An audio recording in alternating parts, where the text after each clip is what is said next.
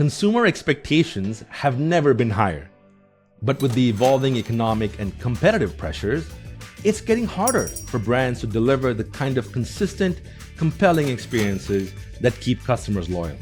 Can operations and facilities leaders find ways to meet these demands while growing their footprint and ultimately drive revenue? Let's find out.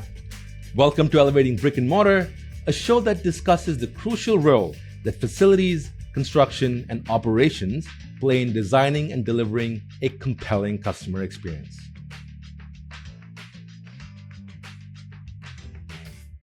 Hello, everyone. Welcome to Elevating Brick and Mortar. Thank you for joining us. I'm here today with Wyatt Smith, founder and CEO of UpSmith. Wyatt, welcome. It's great to be here. Thank you for having me. Absolutely. Thank you. So Wyatt, for folks in our audience who might not be familiar, can you share some insight into UpSmith? Absolutely. Our mission at UpSmith is to combat America's skilled workforce shortage. We build technology to help skilled trades businesses win and skilled tradespeople flourish. And we're really excited to be serving some of the best home services companies in the country all across the United States right now and looking to grow even more. There you go. I want to double click more on UpSmith in a little bit, but I want to start with you. You have a really interesting background, from growing up on the family farm to then being a consultant to being a high school teacher and then working in the aerial rideshare business before you founded UpSmith. So that's quite a journey. Can you walk us through that? Yeah, we joke it's a long way from the farm to flying cars, but I had a chance to do it. I grew up on a cattle ranch in Alabama. My dad's an entrepreneur in a cowboy hat, and I learned a lot from him as a kid, working on the farm alongside my brothers. And certainly the value of hard work and the dignity of work being really important family values that my dad held a high bar for. I was a teacher for American Corps member after college, and I think the chance to teach was a super humbling one. It's not, in many ways, the hardest job I've had, but it helped teach me a lot about how you create good culture and how you hold high expectations for people that can create better outcomes than perhaps they thought they would do when they started. After business school, I went out to Silicon Valley. I worked first as a management consultant and then as a business development leader at Uber. Working at Uber was a massive privilege. Certainly the people that I was teamed up with there were some of the best in the world at what they did. Our vision for the business unit that I led business development for was to bring about networks of safe, electric, quiet air taxis in big congested cities around the world. And it was enabled by a lot of innovations happening in the aviation sector around distributed electric propulsion. That business continues, but the challenge we ran into everywhere we went was a lack of grid readiness around electrification and challenges around preparing to enable the end-to-end ride-sharing environment that in many ways you can only close with skilled labor. And so that was the business problem that I was most interested in working on because of the connection to where I grew up and my experiences formatively on the farm and in the classroom.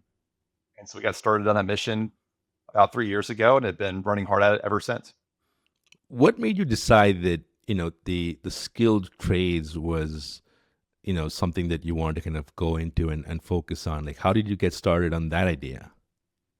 Yeah, the connection certainly goes back to childhood. I mean, most of my classmates in high school, their families worked in blue collar trades, a lot of folks in timber and welding and mechanical work. And so in many ways, those are my roots. Yeah.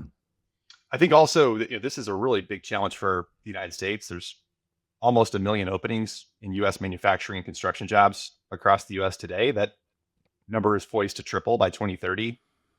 There is a supply side replacement rate challenge. We have more people leaving the workforce than are joining in the skilled trades. In some cases, to the tune of 3 to 1. Yeah. And at the same time, there is a big spike in demand for spending as companies look to reshore their supply chains, and we upgrade our electric grid. And we see a lot of return to the U.S. as it relates to investment in core capabilities around infrastructure. You can't automate away those jobs. You need a human being with a skill set who goes and applies those skills to build safe, reliable infrastructure. And at its core, that's the big driver of the shortage we face. So what is it that you're solving for, with UpSmith? Are you helping, the individual technicians get upskilled, or are you helping the business owner who employs these, skilled technicians? What is the impact that it has on the end customer, which is, who we all serve? Yeah. Well, we really believe labor productivity is the way to solve this crisis. And what I mean by that is uh, the output that each worker can produce ultimately will drive our ability to close the gap. Um, Output is a function of your skills, your motivation, the way you get rewarded. And so we build software to help skilled trades businesses grow. We think that the revenue running through those businesses is the right catalyst Hmm. that will create higher wages, that will create better job opportunity. And ultimately, as you raise the stakes there, longer retention for skilled workers as well.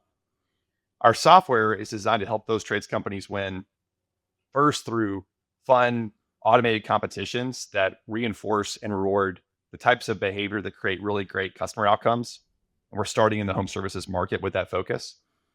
An example of that would be an electrician or a plumber or an HVAC technician who's employed by a residential home services company. And there's a set of behaviors in their playbook. And if that technician follows those behaviors the right way, at the right time, every time, really good things happen for the end customer. They're taken better care of. They end up with a better solution for their comfort level. Whatever demand situation of the day gets resolved more quickly. And so our software hooks into the system of record the company uses, and then it can identify whenever that best practice was followed, and then recognize and reward the technician. We do so with points-based contests, things that unlock really fun and engaging performance culture inside the company. And we're having a lot of success doing that with different home service companies around the U.S.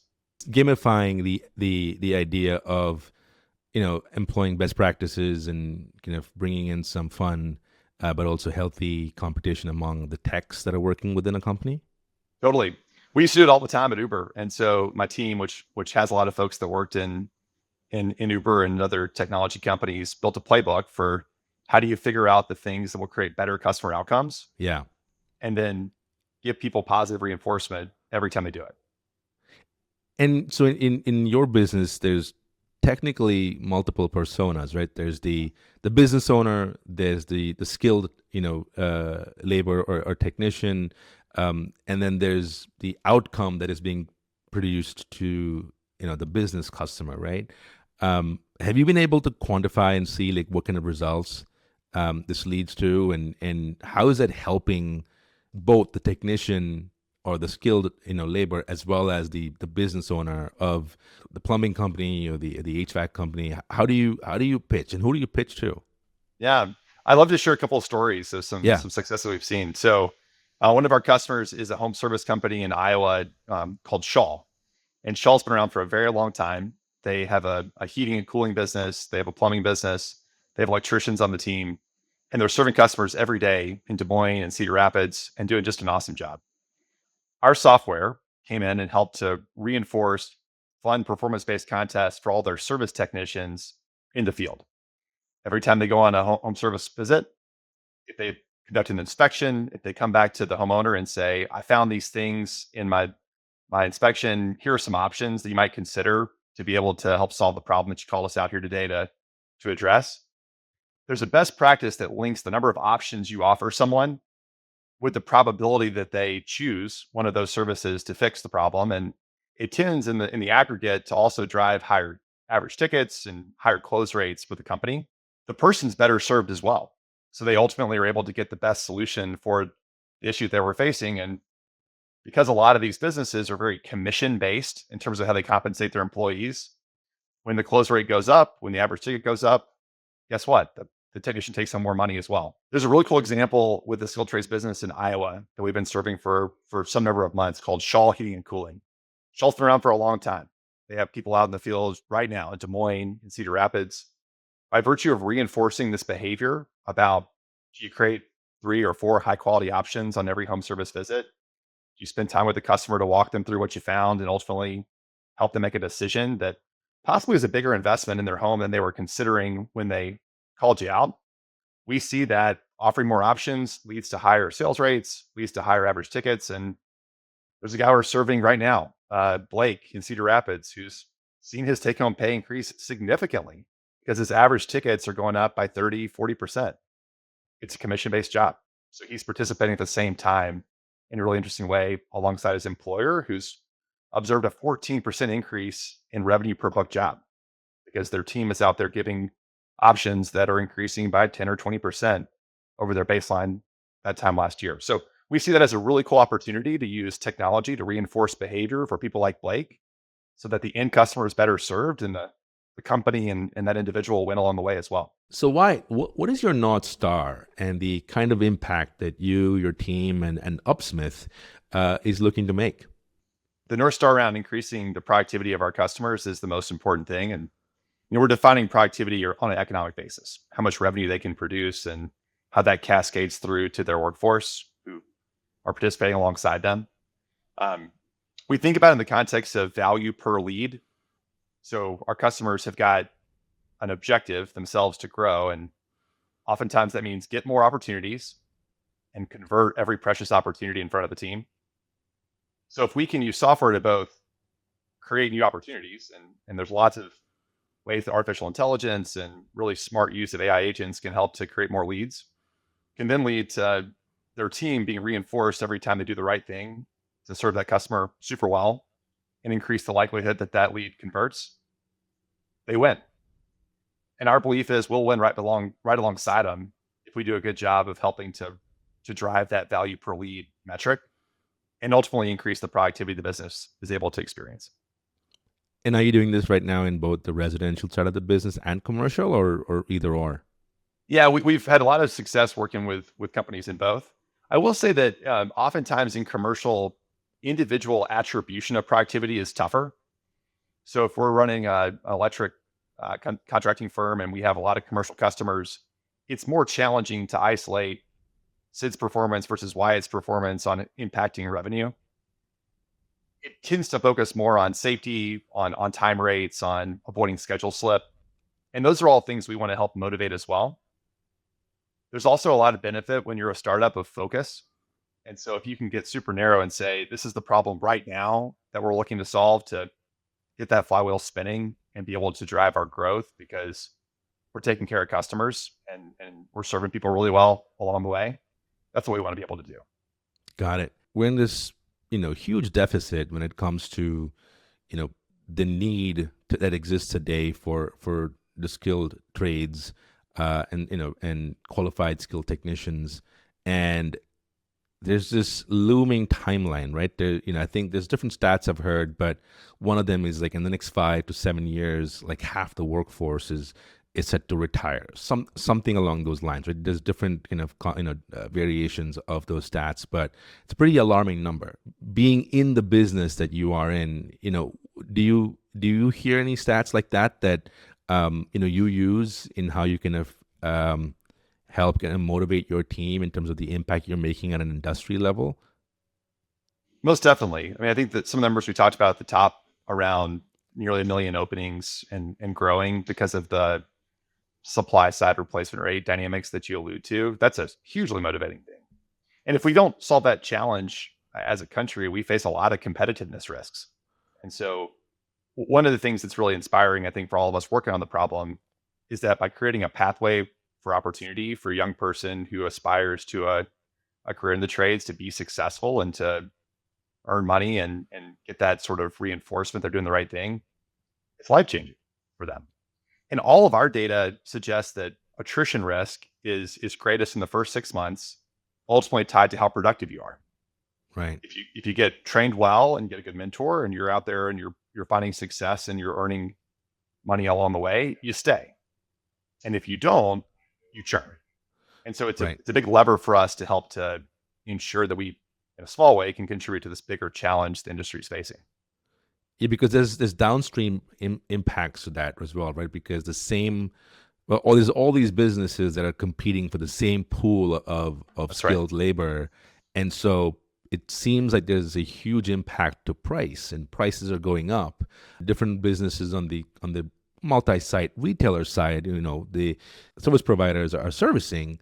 They're having to explore different models to see how they can kind of augment their own workforces internally, or have hybrid models to kind of deal with this increase in price or total cost that they have to incur because businesses have to be more competitive and they have to offer more salaries, and you're still losing great talent, right? So I'm sure that has an impact across the board, and it sounds like what you're doing is helping reduce the risk of churn and attrition as well, right? We want to help companies win for sure. And interestingly, maybe paradoxically, we find that the challenges around the attrition dynamics that you allude to are not evenly felt across the industry. If you have a high performing company with a high performing culture, guess what? People flock to you. Hmm.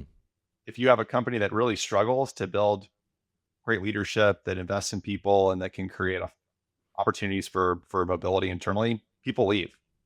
And Yeah. so some of the companies that are out there growing the quickest rather, and like are seeing success, like don't really have retention issues. We want to be able to take some of the lessons that those folks are role modeling and systematize them so that other people can get better and improve as well.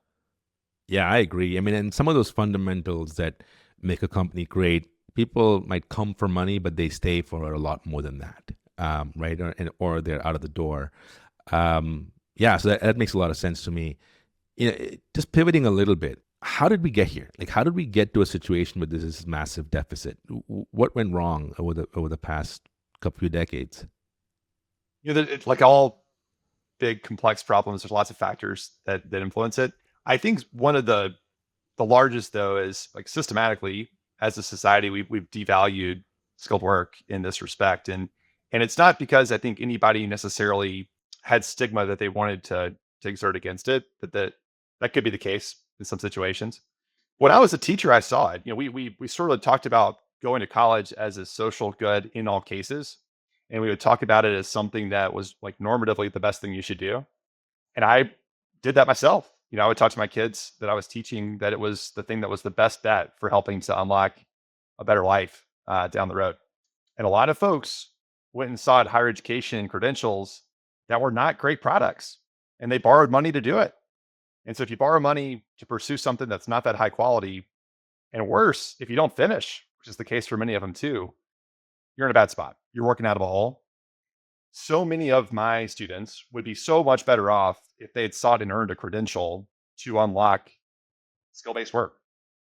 And it's super rewarding and it's a chance to build something that matters. And you see that and you get the positive reinforcement of that. And it's very lucrative. And I wish that I had had more perspective at the time to be able to help talk about those different pathways towards career success. And it's one of the reasons why I'm so excited to be leading the company that we're leading now, that's helping to unlock that for people, because it's born out of that experience. So that's number one. I think it's the societal mechanics around college for all. I find that like our training systems are broken. The way that we think about how we finance workforce development and upskilling is largely based on enrollment, not outcomes. And so if you or I are running a training program and we want to be Title IV eligible, which means we can take money from the federal government in the form of um, federal aid, it's really tied to a bunch of inputs. We have to show that we're meeting, not really focused on a bunch of outputs on how well people are doing once they go through that program. And then it limits how we can innovate. We're fixed to a certain timeline, we're fixed to a certain credit-based system, and employers don't really care about that. They care about competencies. Have you mastered the competencies? Are you going to deliver a really great work product? You're going to do so with the right sort of mindset and cultural pieces we want to see. So that's the second lever. I think we have a broken training system for being able to address the problem. Now, the opportunity is empower employers. They are creating jobs. They know where the gaps are. They know what skills are missing to help a person be really ready to thrive. We ought to make dollars pretty flexible to reimburse them every time they invest in their workers and help new people achieve credentials. I think it's the best and fastest way that we could take on what is, I think, a really big countrywide challenge. You think there's this change in attitude now, with the past few years when it comes to, trade school versus the traditional 4-year degree, and how folks look at what does success look like? There's a lot of buzz about the tool belt generation Yeah. with Gen Z, like focusing on ways to earn skills to do that work. I'm an optimist. I think that like we're on a good path. I think we're going to be able to crack this problem for sure.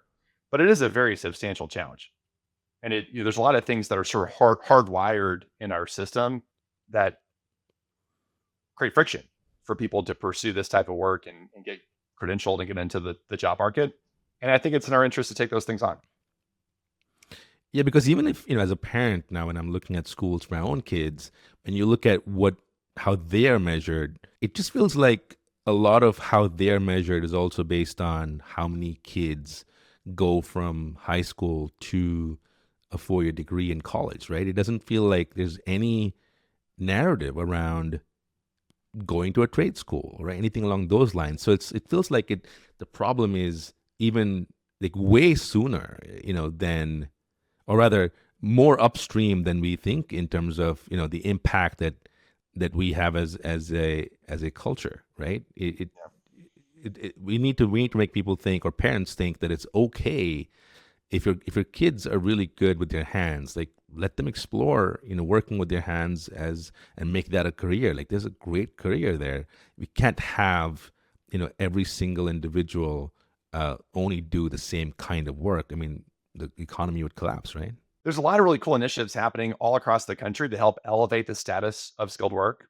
I have a friend in Austin, Roy Spence, who's leading an initiative called the Make It Movement, which is out there talking with high school students about such great career opportunities that exist inside building trades, inside skilled nursing, different opportunities to build things outside of the traditional college pathway.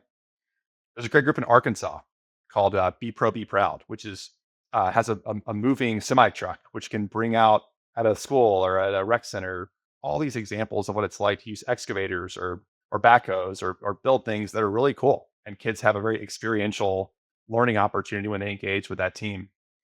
There's a group out of Home Depot called Path to Pro, which is using those retail locations as sites where people can go and get trained inside skilled trades and use that as a catalyst towards going and pursuing certifications. So there's really cool things happening that help change the conversation and give people exposure to what's possible. And I find that super encouraging. Yeah, I agree. And it's interesting. Like I agree with, like there seems to be a movement where businesses are taking on the challenge and helping contribute to solve the deficit, right?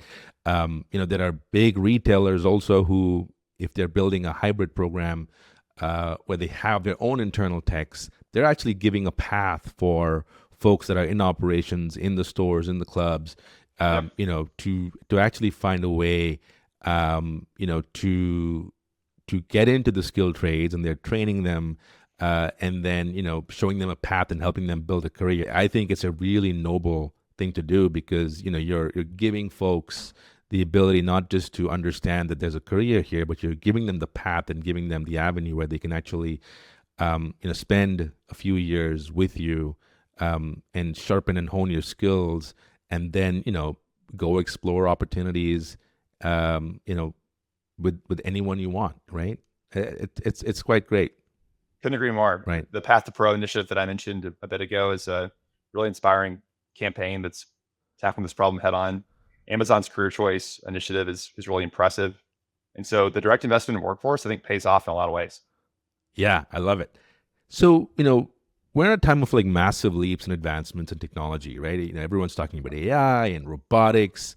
Do you think that this kind of buzz that exists right now is going to further increase that gap and the perception in terms of what kind of education leads to a bright future? Or do you think that there's, clear realization that we need both? Yeah. Oh, well, I'll take the point of view that the advances in AI are the most awesome accelerator for addressing this challenge. I mean, we're so fired up at UpSmith to be able to take advantage of things that are happening to increase the power of technology to address skilled labor gaps, because you can put a lot of capabilities in someone's pocket to help them as a person that's learning be even more effective and have all of the expertise that might come from a decade in the industry at their fingertips. I'll give you a very simple example. So with the increase of reach of AI agents, you can get a lot more opportunity to get in front of more homeowners in home service world and say, Sid, just checking in. Wyatt from Wyatt's Heating and Cooling here. We have a really awesome plumber who's down the street working with your neighbor today. We'd love to have him or her swing by and see you this afternoon because we see there was an open estimate that you left a few months ago that we're just checking in to see if it's still an issue for you. Yeah. The ability to do that from an outbound marketing standpoint is more possible today than it's ever been. No question. And, Yeah. and so if I'm that technician, right, for Wyatt's Heating and Cooling, my opportunity for greater efficiency, greater utilization, more take-home money just went through the roof. When I show up at Sid's house, I have access to all the things that everyone else who's ever talked to Sid that's recorded in that system of record has offered. And so if I run into an issue that I'm not exactly sure how to diagnose, before I was relegated to getting someone on the phone who was a master plumber from my shop to try to talk me through it. Now I have the ability to tap into all that unstructured data, to pull insights from it and say, gosh, I think it could be one of these three things. And it reminds me of this other situation that I saw last week somewhere else. And so that tool in your pocket creates a supercharged superhero of a plumber and someone that we're like so fired up to be able to support and going and doing a great job to serve that end customer. And it's a really exciting time. I agree. I mean, there's so much more access to AI now, but the folks that you're talking to, are they excited about AI or intimidated by it and wary of it? Because it can be intimidating, right? If you're talking about, what does AI mean and what does it do for you, and then how to prompt AI to give you the right answers. If it's new. So Yeah. do you feel, what are you hearing from the folks that you're talking to? Yeah. I'll share my experience has been that a lot of the business owners that we work with are just really excited to try things out. Yeah. So I acknowledge that like sometimes it's a little bit intimidating to say I'm not sure where to start, but I'll tell the story of a business owner named Jerome in Charlotte. He runs an HVAC company that's doing really cool work for people. This guy's so innovative. He is excited about ways to better market. He's excited about ways to be able to grow the membership base of people that they serve and go back to and check in a couple of times a year on tune-ups. He's coming up with all these ideas. Like, wouldn't it be cool if we could create a way to isolate all the people that were going to come up for renewals on those membership campaigns and put an offer in front of them to do something around the holidays. And so he's just churning ideas constantly. And what's so impressive about Jerome is he sees AI as a tool. He has an end goal he wants to accomplish, which is serve the end customers that they have the opportunity to go and be in front of really well, serve his team really well along the way, and then create a brand that's going to, outlast him. AI has a tool to do that. We're a tool provider who gets to partner with him. Yeah. And there's so many Jeromes around the country who are forward thinking. They want to do right by their company. They want to do right by the people that they serve. They're just looking for tools to help them do it. And then I think the companies that win will be those that figure out applications of AI to support Jerome in being able to go win. I agree 100%. Let's talk about just the last few years. There's definitely this line in the sand of like pre-COVID and post-COVID world, right? And some businesses were affected more than others. How did that affect UpSmith? And do you see that there was a change in how people thought about this industry, in the post-COVID world, maybe that you felt didn't exist before? Yeah, it's interesting too because we were born in the COVID experience. Our company got started in 2021 and raised capital in 2022, and wouldn't have happened had it not been for COVID as a catalyst, right? An accelerator to kind of shake things up and say, there's a big need here. The market's efficient. Let's go solve that need because there's an opportunity. For running a technology company, the biggest change for us is in the time we started, remote wasn't just an option. It was the only way to run the company. So we started the business with people in different places, and that was just very normal because that's how ultimately the tech sector was operating in the post-COVID environment. Our customers in home service world don't have that luxury. Like, you show up at your job site, you're going to be in front of people, and they were heroes through a lot of the pandemic because they were the front line of taking care of folks. And so one of the things I think is really important as a technology company leader who's serving home service companies is you got to match where they are. Like, we go in person, we work in person with our customers, we learn about how they use technology, how it can serve them better. we certainly can deploy it remotely, but we want to be there to build trust, to understand their problem well, to build empathy. And I think there's a lot of folks in the tech sector who haven't necessarily made that change post COVID yet. And I think the companies that will win will be ones that do, because serving folks inside the building trades, as a specific example, you do that by being a person. And that's just a core part of how to do it well. Now, I talk about this all the time about how, especially in the last 5 years, there's this massive spike in terms of consumer expectation. And when I use the word consumer here, I'm talking about your customer's customer, right? Yep. We as individuals, when we go into a business, like our expectation of now what is standard is much higher Yep. than it was, pre-COVID. Maybe like it doesn't matter if it's a luxury brand or a discount brand. We want the every business to look and feel clean, feel well maintained, and to be warm and welcoming. And so what that has done is facilities teams on the commercial side that are supporting those locations have to do a lot more with less, and they have to deliver on better experiences. And who are they going to rely on to do that? It's the service providers that they have that are going into those spaces, and actually turning the wrench. And who is turning the wrench? It's the actual the skilled labor and the skilled workforce, right? So there's this massive amount of pressure in the system when you think about the shortage with the skilled workforce. So how does that fit into your narrative? And how does that, what are you hearing from your customers in terms of what they have to do more now to not just, gain customer loyalty, but also keep it? One really relevant way this shows up is in how you seek out reviews and get those reviews posted around your business. There's a really strong correlation between the number of Google reviews that are accessible for a home service company and how likely someone is to choose that company and trust them to come in on something broken in their home. And so our customers know this. And so they say, is there a way that you could help us both create a really strong incentive for our technicians to both ask for the review, but then do a great job to set that up to be a really positive one? Right. Are there ways that you could run like really clear reinforcement for the technician in the field when he or she does receive one of those 5-star reviews, so that we can really elevate them?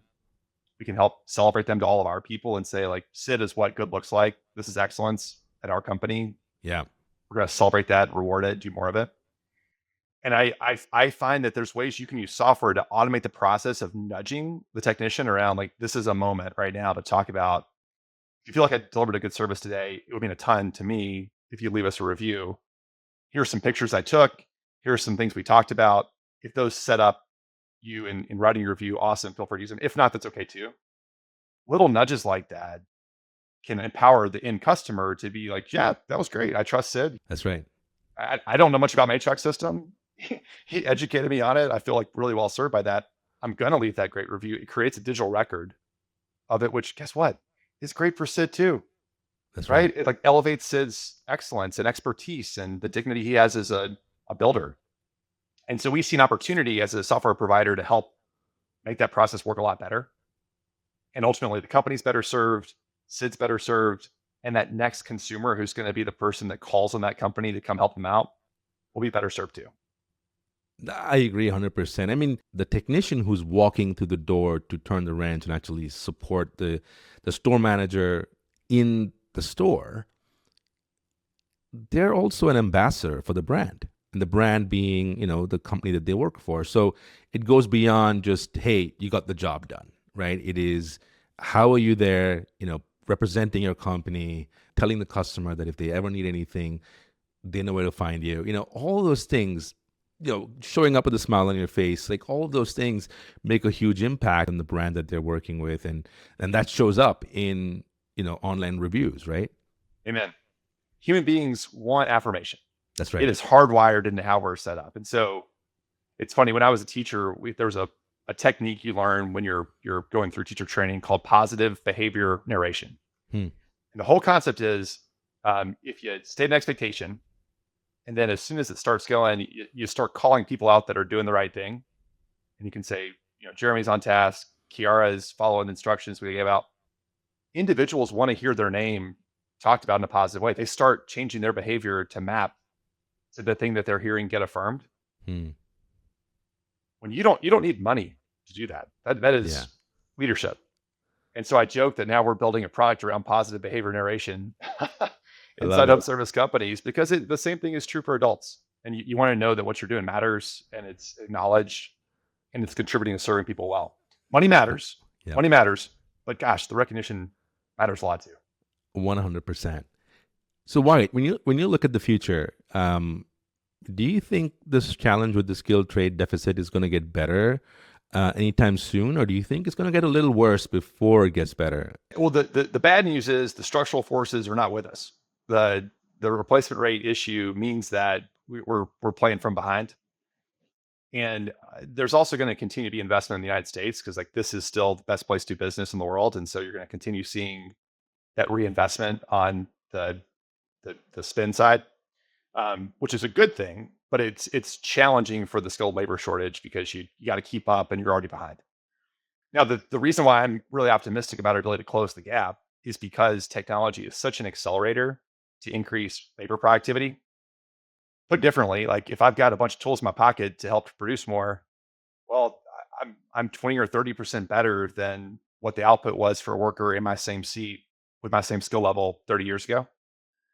And so if you can help make people more productive and then you create a better experience so that they're happier and it's more meaningful and they stay longer, you now have the recipe to help a new entrant on board and be super successful in the process.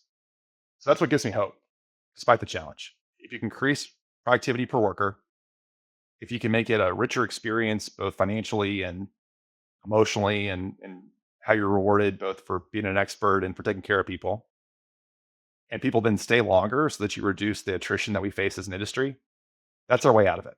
As you look at the future of UpSmith, anything you can share about what does the future look like for your company, and what do folks have to look forward to? Well, I think the headline is we want to keep embracing technological advances. I mean, the things that are possible with AI today are even greater than what was possible 6 months ago. 6 months from now, it's going to keep going the same direction. Yeah. And so the task for my team and our group in serving our customers well is to help apply those advances to solve problems for the customers we serve. And a big challenge in home services is, am I getting enough high quality leads? Because folks are telling us it's great that you can help me close by virtue of reinforcing great behavior. Can you help me get in the field more? And so that's the task in front of us. Like, let's keep iterating on our product. Let's keep expanding it to better solve the customer problem that our customers are challenging us with. And let's do it in a way that brings the best of technology to serve them, because they may not have a stable of software engineers on board inside their plumbing or electric company, but we do. And we want to be able to deploy that stable of folks to create really cool products for them to help them grow. There you go. Wyatt, what advice would you give folks in our audience who are either in the skilled trades today or are aspiring to get into it? There is no better career than being a builder. I think it's a chance to really make a difference for your community. I think it's a chance to have pride and accomplishment and having something that's a really differentiated skill. And I think it's super lucrative because it's a chance for you to build something of real value that the market acknowledges is scarce right now. So I'm such an encourager for young people or career switchers to take this on. We've had the privilege at UpSmith of serving a lot of folks that were veterans of the U.S. military looking for their next thing coming out, high school graduates that wanted to get a head start on their careers, people that were stuck, folks that were working inside warehouses or gig work and realized that they weren't going anywhere super fast, and so wanted the chance to accelerate, and we were able to help them. And so anybody out there listening that fits that profile, like I think run, don't walk towards looking to grow there. And then if you're a company owner or you're a leader inside a company that is in the building trades, like what great opportunity you have to lean into technology and to use it to be able to solve really big challenges on how you serve your end customer too. So whether it's us or someone else, like be very open, like be open to experimenting and trying things, do it in a small way first, prove the thing works, and then scale it out. And I think that's a really big and unique opportunity for a lot of leaders out there as well. I love it. Well, Wyatt, just want to say a huge thank you for being here and having this chat with me. I really enjoyed our conversation. For folks who might want to look you up and connect with you, where can they find you? Check us out at upsmith.com. That's upsmith.com. We'd love to connect with you, see more about what we're up to. If we can serve you really well, we'd like to.